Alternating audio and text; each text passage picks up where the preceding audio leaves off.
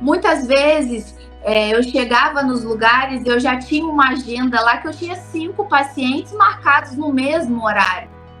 Já tentaram me delegar a fazer consultas de atendimento em 2 minutos. Então, às vezes, você tem bons profissionais, mas eles não conseguem ter tempo para poder oferecer uma qualidade para aquele paciente.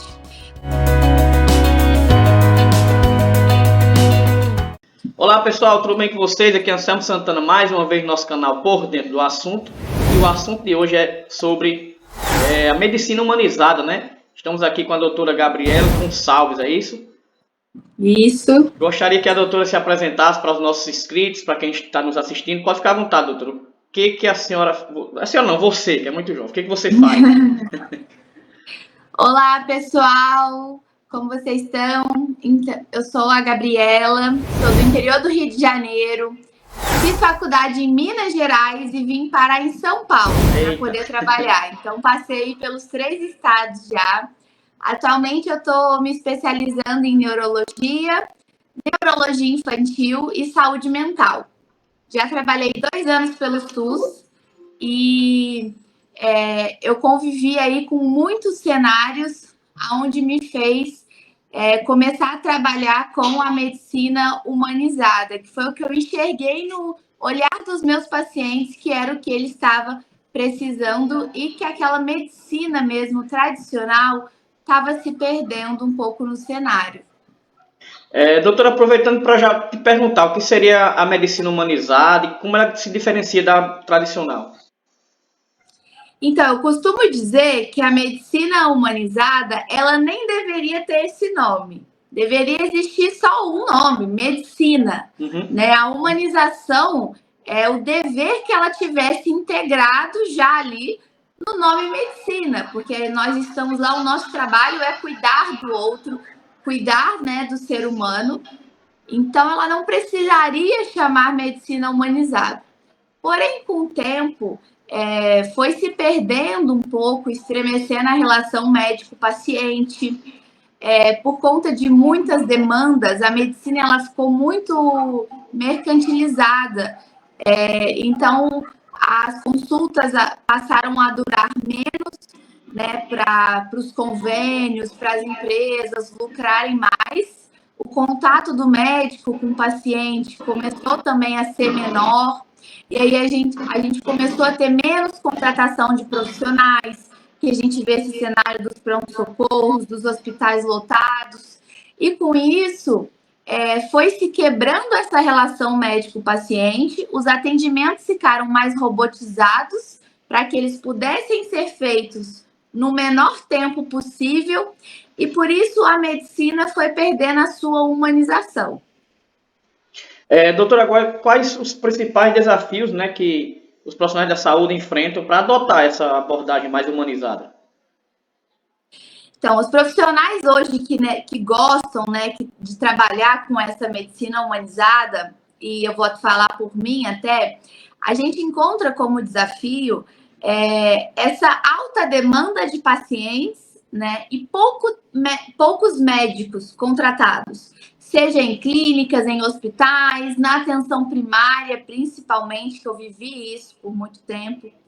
Muitas das vezes, quando a gente vai atender em algum lugar, eu sei que existem sim profissionais que optam por não fazer um atendimento adequado, por não olhar ali para o paciente, né, dar aquele cuidado, mas também tem muitos profissionais que às vezes acabam sendo prejudicados por conta disso, de um pouco tempo, né, de consulta. Muitas vezes eu chegava nos lugares e eu já tinha uma agenda lá que eu tinha 5 pacientes marcados no mesmo horário.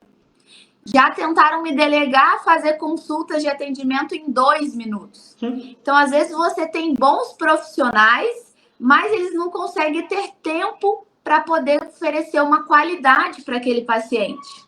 Porque a demanda é tão grande que se você parar também e ficar ali 20 a 30 minutos, que para mim é o mínimo do mínimo, né, para ter uma consulta digna, você acaba embolando aquela agenda, aí vira um mal-estar na sala de espera, porque as pessoas acabam ficando impacientes, acha que o profissional, né, tá indo devagar, não tá querendo trabalhar, mas não, na verdade, olhando um pouquinho agora o lado do médico, né? Eu sei que existem dois lados na equação, mas falta para a gente isso, falta tempo, falta profissionais, porque mais profissionais a gente conseguiria, né, ter mais tempo, e investimento, né? Investimento do governo na saúde.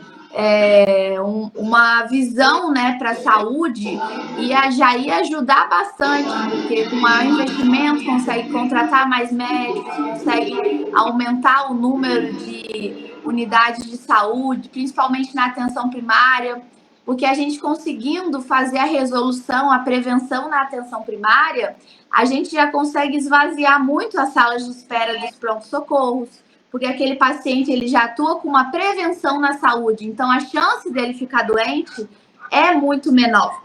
Mas hoje em dia eu costumo dizer que a atenção primária ela não consegue exercer o papel pelo qual ela foi fundada, justamente por conta disso. Às vezes tem um paciente e ele passa comigo num dia para a gente maneja as medicações para poder que é um paciente hipertenso, por exemplo. Então, ele passa comigo, a gente ajusta os remédios para controlar a pressão dele e ele só consegue vaga dali 4 meses.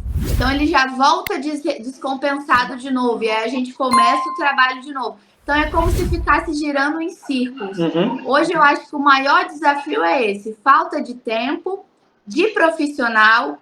Em consequência disso, teve muito essa estremecida na relação médico-paciente, principalmente ali após a pandemia, que eu vejo muitos profissionais falando, e essa falta de investimento na saúde, né, no nosso país. Perfeito. Agora, como essa medicina humanizada, ela pode impactar na experiência do paciente durante o tratamento, por exemplo? Nossa, ela faz uma diferença imensa, porque o paciente, quando ele vai passar com o médico, né, ele está ali no seu momento mais vulnerável. Ele está doente, ele quer ser tratado bem.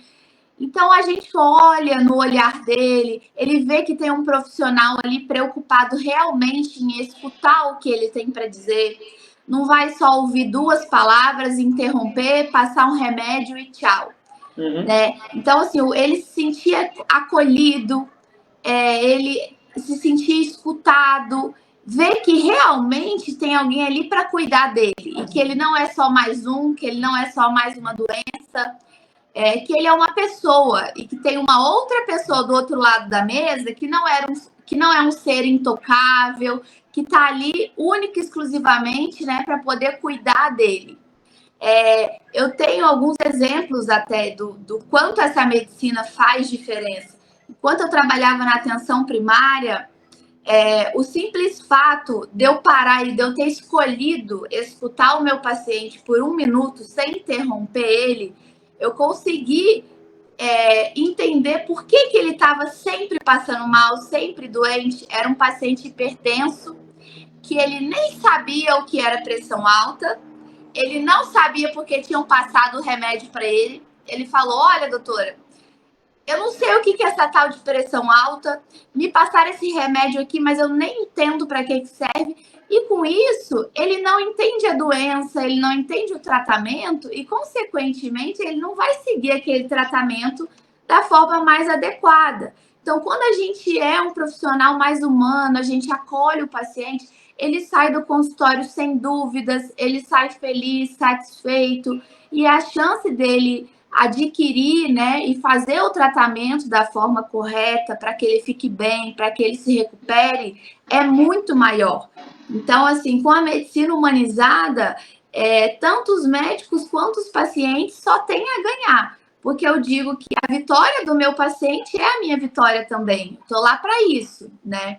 Então, é muito importante empregar isso para as pessoas elas estarem por dentro também e entenderem ali o que é a saúde, o que é essa doença, o que é isso que eu estou sentindo, e até para elas se sentirem mais confortáveis no consultório, para poder se abrir, né, com o médico. Depois que eu comecei a atuar na neurologia, uma mãe passou comigo e no final da consulta ela estava me agradecendo muito. Eu até assim fiquei um pouco assustada, né, pelo tanto de agradecimento, porque para mim eu tinha feito ali o mínimo do mínimo na consulta. E aí depois eu fui entender, porque ela tinha passado com 5 neurologistas super renomados aqui na cidade. Ela falou que eles olhavam assim 1 minuto para o filho dela e falavam: seu filho não tem autismo. Não sei o que você veio fazer aqui. Seu filho não tem autismo. E aí ela assim, persistindo, né? Não, ele tem, alguma coisa ele tem, porque os sintomas são parecidos. Eu convivo com meu filho, eu sei que alguma coisa tem. E aí acabou que quando ela foi, né, entrou em consulta comigo, e eu fiz ali algumas poucas perguntas para ela sobre o dia a dia do filho, a reação, porque realmente, se você olha ali para aquela criança em 1 minuto, é uma criança ali brincando, interagindo, porque tem vários níveis, né, de autismo, tem cada criança se manifesta ali de uma forma. Porém, conversando com a mãe, tendo esse olhar mais cauteloso para a criança, né, uma conversa de 5 minutos, não precisou ser algo demorado. Eu falei, o seu filho tem autismo sim, ele fecha o diagnóstico. O nível de suporte dele é o nível 1, que é o mais básico, mas ele tem sim. E aquela mãe saiu de lá naquele dia chorando, agradecendo, né, por finalmente ter encontrado um profissional que olhou para ela, olhou para o filho dela. Teve uma senhorinha também uma vez que estavam com suspeita de demência, ela tinha parado de falar, estava com um quadro de confusão mental. E nesse dia, na hora que eu parei, eu conversei para entender o que estava acontecendo, eu consegui, nessa história, entender que ela estava tomando uma medicação que não precisava. E isso eu só descobri porque eu fiquei conversando com ela e com a filha, não foi uma informação assim que já chegou para mim vindo delas, porque muitas das vezes, né, o paciente ele fala o que ele acha que é importante, mas tem algumas coisas que o médico precisa explorar mais a fundo para a gente poder chegar, né, no diagnóstico, entender o que está acontecendo. E nessa conversa com elas, eu vi que ela estava tomando uma medicação que não era para ela estar tomando. O diagnóstico que tinham dado para ela de demência até então não estava correto, porque eu parei, eu li o exame, reli 10 vezes a tomografia que ela tinha levado para mim, né, de crânio. E nisso, quando eu falei isso para ela, ela começou a chorar, a filha. Chorava muito na sala, pediu para me dar um abraço e falou assim: doutora, muito obrigada pela sua atenção, por ter olhado para minha mãe. Hoje eu vou sair daqui muito feliz que eu encontrei um profissional, né, que de verdade parou e colocou toda a atenção dele nessa consulta. E aí, dali 2 semanas, elas até me mandaram um vídeo, me ligaram, e a senhorinha, sem aquela medicação, já estava falando. A fonoaudióloga tinha dado, acho que no mínimo 30 sessões para começar, né, com ela, falou que ela nem precisaria mais fazer as consultas com a fono. Então, assim, foi uma mudança incrível. Até hoje, essa senhorinha faz questão de me mandar mensagem, manda vídeo para me mostrar como ela tá. E assim, eu não estava naquela consulta assim na minha cabeça. Ah, não, eu vou ser uma médica que vou perguntar, vou explorar, eu quero me destacar. Não é algo intencional. É o que eu costumo dizer, é o mínimo que um profissional, né, que escolhe uma formação para trabalhar com humanos, deve fazer. Então, assim, já que a gente teve que denominar a medicina humanizada, já que a medicina tradicional acabou se perdendo um pouco, ela faz muita diferença na vida dos pacientes. Sem dúvida. Eu vi 2 exemplos apenas, né, que você contou de vários que você deve ter. Agora, doutora Gabriela, quais práticas e hábitos você pode sugerir para esses médicos que querem trabalhar com essa abordagem? Então, o principal, eu acho, é você já ser bem receptivo quando você chama, né, o paciente. Muitos ali chegam tímidos e estão num local desconhecido, onde não é o território deles. Então, ir lá na sala de espera, chamar, receber, perguntar, né? como o senhor está, acomodar eles na cadeira para ficarem à vontade. Isso já deixa eles se sentirem mais à vontade e o paciente se sentindo à vontade com você, ele vai se abrir mais. E a gente costuma falar na medicina, né, que a clínica é soberana. Então, assim, a sua conversa com o paciente, a anamnese que a gente faz, ela sempre vai estar acima de qualquer exame que você vai pedir, de qualquer ressonância, raio-x, exame de sangue. Então, assim, o que mais vai te direcionar com aquele paciente é a conversa que vocês vão ter.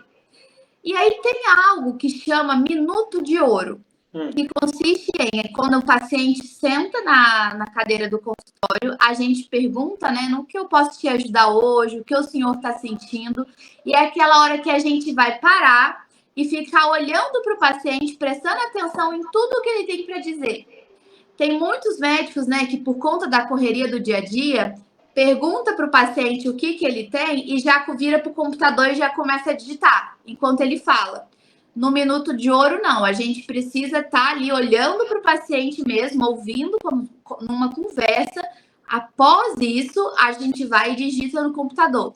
E isso faz muita diferença, porque ele vê que você está ali realmente preocupado e interessado em saber, né, o que ele está sentindo.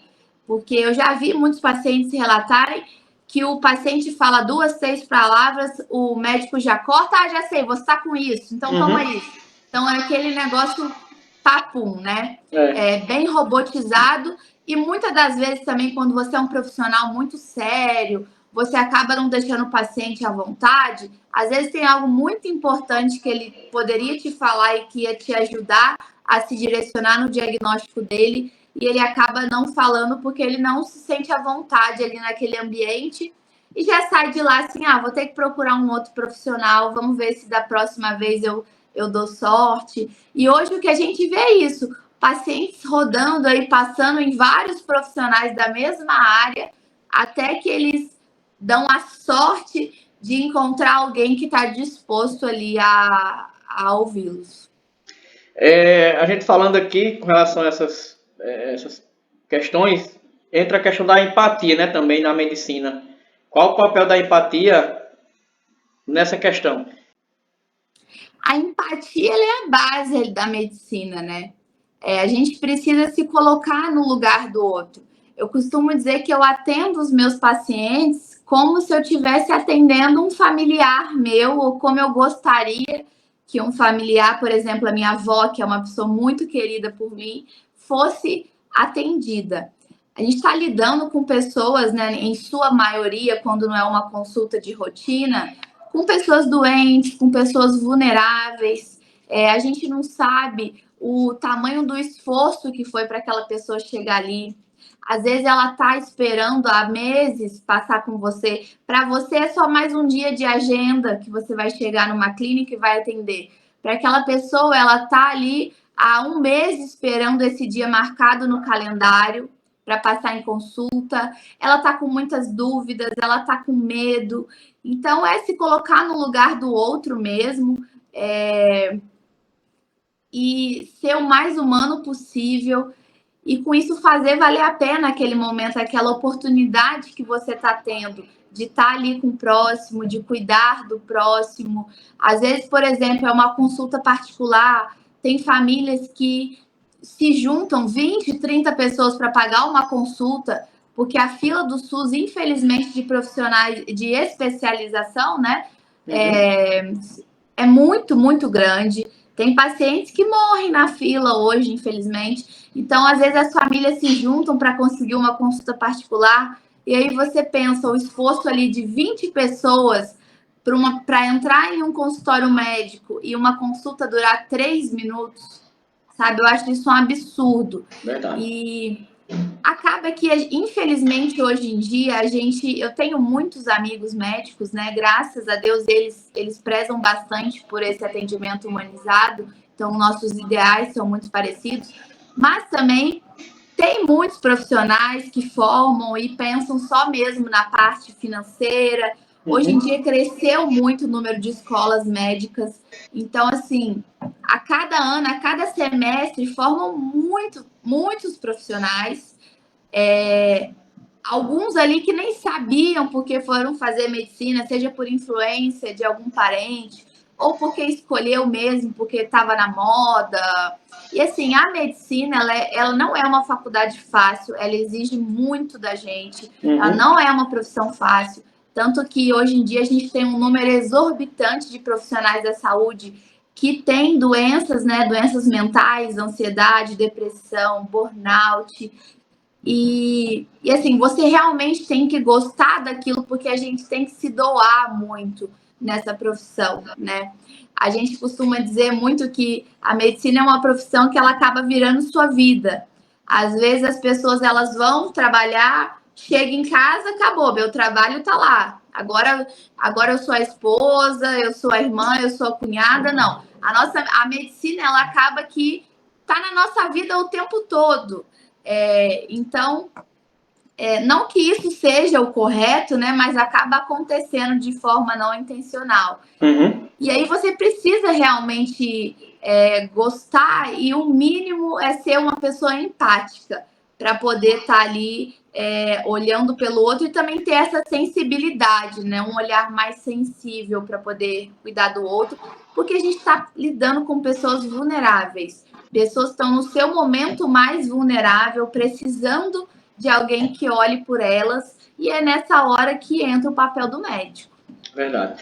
Agora, doutora, com relação às instituições de saúde, como elas podem promover uma cultura de medicina humanizada entre seus colaboradores? Eu acho que é muito importante estar sempre falando, né, sobre o assunto. Se for uma instituição particular, por exemplo, durante as reuniões que tem de gestão, que eu sei que acontecem, algumas reuniões com os profissionais, tá reforçando, né, a importância disso, tentar eu sei que muito hoje em dia é visado, né, o lucro, mas assim, a que custo, né? Isso. Então, tentar realizar agendas ali que tudo bem, que dê lucro para a empresa, mas que também dê essa oportunidade do médico ter esse momento com o paciente, não fazer agendas extremamente lotadas, porque é uma questão assim absurda de, vou dar um exemplo, em 6 horas no dia atender 90 a 100 pacientes. Dá uns 3 minutos, 4 minutos para o paciente, é o tempo de você chamar a pessoa, acolher ela, puxar a cadeira para ela sentar. E assim, tanto que para mim, eu quando cheguei aqui em São Paulo, muitas das oportunidades dos médicos recém-formados, né, na época, eram essas. Era isso de correria, de agenda rápida. E eu não me adaptava com isso, porque eu falava, tem alguma coisa errada, não é com isso, não é para isso que eu estudei 6 anos, né? Não é para isso que a minha mãe vendeu a casa dela, minha família fez não sei quantos empréstimos para pagar os meus estudos. E aí, por muito tempo, eu até achei que eu não gostava de medicina, eu sentia que eu não me encaixava em nenhum lugar, até que finalmente eu comecei a migrar para o particular e falei, não, eu acho que eu só vou ser feliz mesmo quando eu puder fazer a minha agenda, eu puder escolher quanto tempo eu vou passar com aquele paciente. Então, os lugares particulares, né, que tem mais autonomia, fazer isso, tá sempre abordando algumas palestras, pensar, olhar com mais carinho para as agendas dos médicos, colocar um tempo ali decente de consulta e também um intervalo para o próprio profissional, porque muitas vezes a gente não tem intervalo nem para almoçar, ou então não consegue ir no banheiro, se alimentar, por conta disso, daquela agenda lotada, aquela sala de espera que acaba virando um campo de guerra, né? Porque os pacientes ali não aguentam mais esperar, e eles não sabem o que está acontecendo do outro lado, né? Na cabeça deles, o médico está devagar, o médico está lá dormindo, não quer me atender. E acontece isso também, mas tem esse outro lado que eu estou mostrando para vocês. E na parte pública, né, que é o maior problema que a gente enfrenta hoje, seria o governo investir realmente em saúde, porque se fosse investido tanto que falam, né, que nas propagandas políticas aí, conseguiriam contratar mais profissionais, aumentar, né, as instituições de saúde, porque é muita gente para pouco profissional. Isso. Então, isso gera um looping ali infinito, vai virando só uma bola de neve, não tem como mesmo acolher toda a demanda. Por isso que hoje você tem uma pessoa que vai num pronto-socorro ali do SUS, fica 4 horas esperando. Por isso que tem pessoas que estão na fila de espera, por exemplo, um diagnóstico de câncer para passar com um oncologista e acaba morrendo na fila. Pessoas que precisam de transplante, que já estão, né, assim, quase muito grave, precisa passar com um profissional especialista e não consegue porque não tem demanda, tem muito pouco médico. Apesar, né, disso, de estar formando profissionais, né, o tempo todo, as contratações continuam os mesmos números. Isso. Então, um lugar que às vezes deveria ter no mínimo 8 profissionais ali atuando, tem 4. Então, a demanda ela não consegue ser abraçada. E aí as pessoas ficam aí doentes. Eu sou muito fã do SUS. Ele proporciona, assim, um acesso à saúde para as pessoas surreal, acesso à medicação. Esses dias eu estava com uma infecção de pele, fui comprar um antibiótico na farmácia e aí deu mais de R$100 o antibiótico. E eu lembrei na época que eu trabalhava lá na atenção primária, que lá tem a farmácia, né? A farmácia onde os pacientes às vezes saem do consultório e já vão lá pegar o remédio. E eu lembro que eu prescrevia muito esse antibiótico e como que eles tinham essa oportunidade? Eles podiam sair lá, pegar e começar o tratamento sem custo algum. Isso. Coisa que, se não existisse isso, não é todo mundo que consegue pagar R$100 numa medicação, né? Para poder se cuidar. Então, assim, o SUS ele é muito importante para levar acesso à saúde para a população, mas falta ainda mais investimento nesse projeto, né, tão importante que é o SUS. Falta investimento para que tenham mais profissionais, para que aumente, né, as instituições para comportar mais gente e mais profissionais de saúde, porque profissional tem médico ali a rodo agora, né? Porque cada vez forma mais, como eu tinha citado anteriormente. Falta mesmo esse investimento em saúde e educação. O nosso país ele tem um potencial tão grande de crescer se realmente esses investimentos fossem feitos, né? Então é isso, é uma coisa que foge muito, né, do nosso alcance, mas a gente vai tentando ali, aos pouquinhos, cada um vai fazendo a sua parte, tentando deixar um pouco melhor a área da saúde. É verdade, eu sou professor há 15 anos e sei com relação à educação como é que falta esse investimento. Agora, doutora, quais são as expectativas dos pacientes, né, em relação à medicina humanizada e como os médicos podem atendê-los? Então, eu acredito que boa parte dos pacientes, eles já nem esperam muito dos profissionais. Eu percebo isso porque, às vezes, quando eu vou atender alguns pacientes, eles já chegam na sala um pouco armados, sabe? Com uma barreira ali entre o paciente e o médico.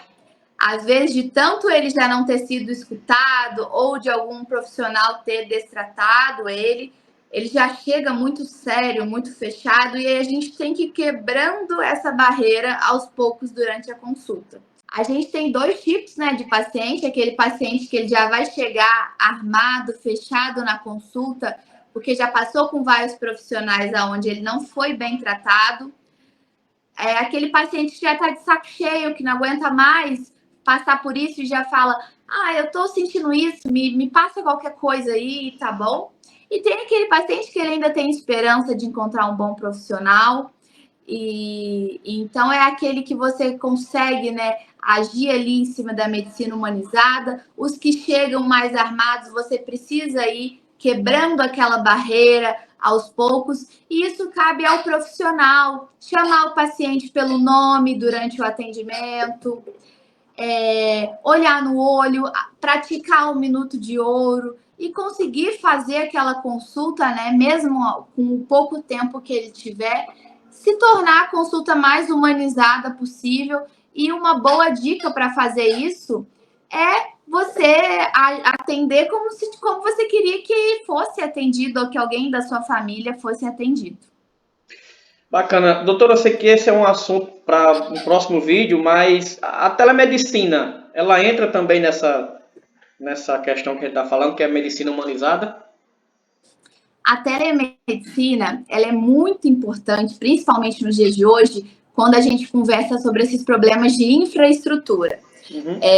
Né, onde a gente está precisando de hospitais maiores, postos de saúde maiores, para a população ter mais acesso à saúde. A medicina, ela pode ser, você consegue trabalhar com a medicina humanizada pela telemedicina da mesma forma. Você vai estar ali com o seu paciente, você vai estar escutando ele, conversando com ele, deixando ele se sentir à vontade para conversar com você. Muitas vezes o paciente ele acaba até falando mais coisas através da telemedicina, porque ele está no conforto da casa dele, então ele já está num ambiente mais familiar, né? Ele já se sente mais à vontade, acaba se abrindo mais e você consegue criar essa conexão independente de ter uma tela entre vocês ou não. É muito o jeito mesmo ali que você vai estar agindo com a pessoa, sempre chamando pelo nome, mostrando que você está preocupado em entender o que está acontecendo.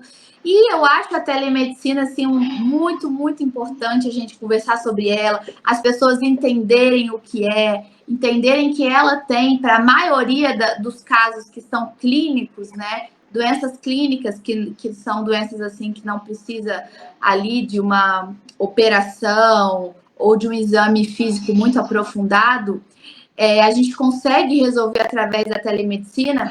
Ela desafoga um pouco os prontos-socorros, as UBSs, e com isso a gente consegue garantir um maior acesso à saúde à população, até mesmo por a pessoa não precisa se transportar até o local, então a gente também consegue atender os pacientes que têm alguma deficiência, que dificulta, né, o transporte de alguma forma. Então, assim, a telemedicina, ela pode sim ser muito humanizada e ela é muito importante para garantir esse maior acesso à saúde à população. Doutora, foi um prazer tê-la aqui no nosso canal. Quero parabenizá-la, né, pelo modo como você fala dos pacientes. A gente percebe no seu olhar que você realmente trata o paciente como uma pessoa como um todo, né? E existem poucos médicos, né, como você, e quero dizer que você continua assim, que quem tem a ganhar, com certeza, são os pacientes, são as pessoas. Gostaria de deixar o espaço aberto para as suas considerações finais, dizer algo que eu não te perguntei, deixar suas redes sociais, pode ficar à vontade. Foi uma honra estar aqui conversando sobre esse assunto tão importante. Eu tenho um Instagram onde eu estou sempre postando vídeos lá, disseminando, né, conhecimento de saúde para a população, porque às vezes é muito importante você saber detectar algum sintoma, alguma coisa básica que poderia passar despercebido para você, mas você vê que está sentindo aquilo, procura ajuda, né, ajuda de saúde, e consegue fazer um diagnóstico precoce de uma doença que às vezes poderia, né, ter uma evolução ali não muito agradável. Então, eu estou sempre postando vídeos lá, disseminando esses conteúdos básicos de saúde para a população. Agora eu vou começar a direcionar um pouco mais para a parte da neurologia, que eu percebo que é uma área que está precisando muito de profissionais humanizados, também de disseminação de conhecimento referente a autismo, TDAH, saúde mental. Então, meu Instagram é doutora Gabriela Gonçalves, _. Quem quiser ir lá dar uma olhadinha, os vídeos são bem legais, a gente trabalha com uma edição diferenciada para poder prender mesmo a atenção, né, e sair daquela mesmice, que é o profissional parado em frente à câmera, só falando. Então, quem quiser ir lá vai ser um prazer, e eu também estou sempre comentando sobre a medicina humanizada, alguns casos que eu atendo, e também é um prazer, sempre que precisar, Anselmo, eu estou aqui à disposição, porque tem muita coisa para a gente conversar sobre a área da saúde. Com certeza, teremos novos vídeos aqui no nosso canal, e aproveito para dizer a vocês que ainda não se inscreveram, que se inscrevam, né, que tenho certeza que vão gostar dos nossos vídeos. E também irei deixar aqui o link, né, do Instagram da doutora Gabriela, para que vocês possam ir diretamente até ela, de uma maneira mais fácil.